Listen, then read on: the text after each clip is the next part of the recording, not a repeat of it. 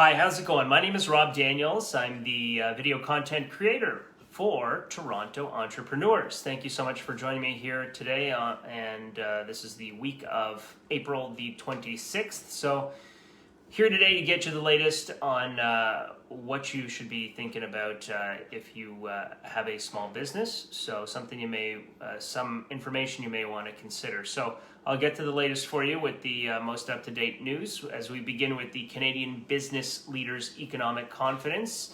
It is improving.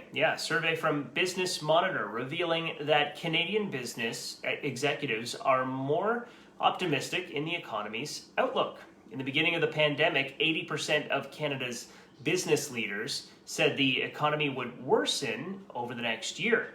Well, that number has been cut by more than half, as just over a third now think Canada's economy will worsen. Executives view the health of their organization much better than the health of the economy. While still lower than pre-COVID, the number saying the current economic health of their company is good is at its highest level in over a year, 48%. Twice as many executives anticipate a better economic outlook for their organizations over the next 12 months compared to March last year.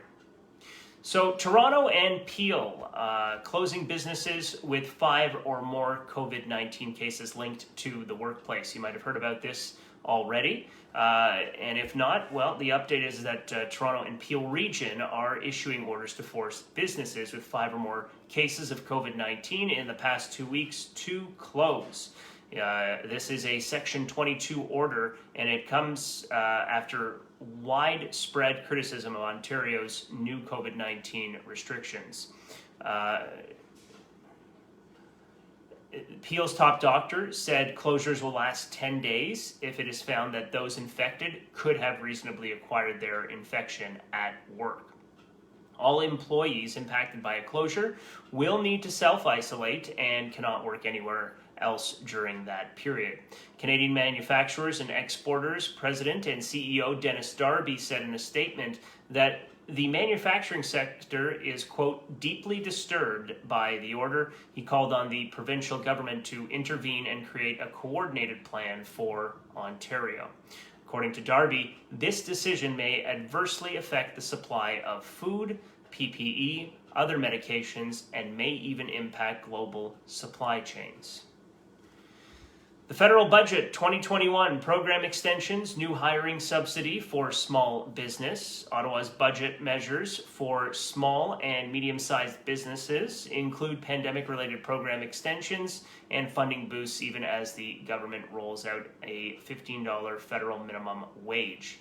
So here are some of the highlights and what they mean for your business. Canada Recovery Hiring Program. Details are still being developed, but this new initiative will begin in June and end in November. This will cover 50% of costs associated with staffing. Canada's small business financing will now include lending against intellectual property and startup assets and expenses, raising the maximum loan to $500,000 from $350,000, and a new line of credit to cover short-term capital needs. Other items to watch out for: a program to help small businesses adopt new digital technologies. Also, a $1 billion in support for the tourism sector. Ability to expense up to $1.5 million in capital investments in the year of purchase until 2024.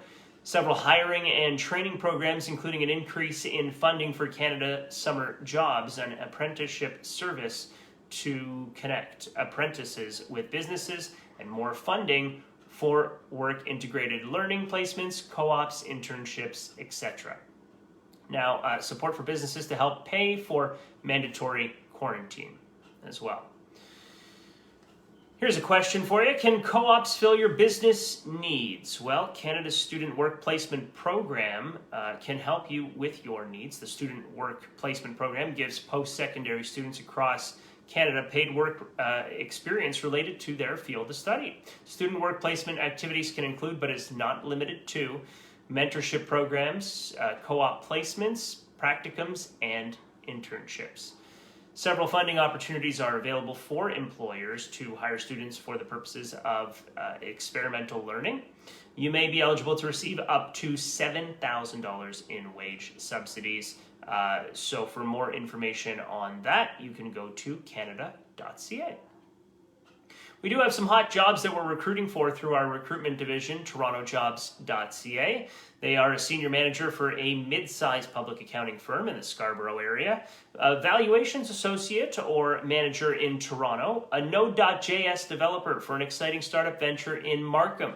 Now, if you're interested in more information for any of these positions, please feel free to email resumes@TorontoJobs.ca or visit TorontoJobs.ca. What you do is hover over the recruitment division tab at the top and select recruitment openings. From there, you can apply directly online to the positions.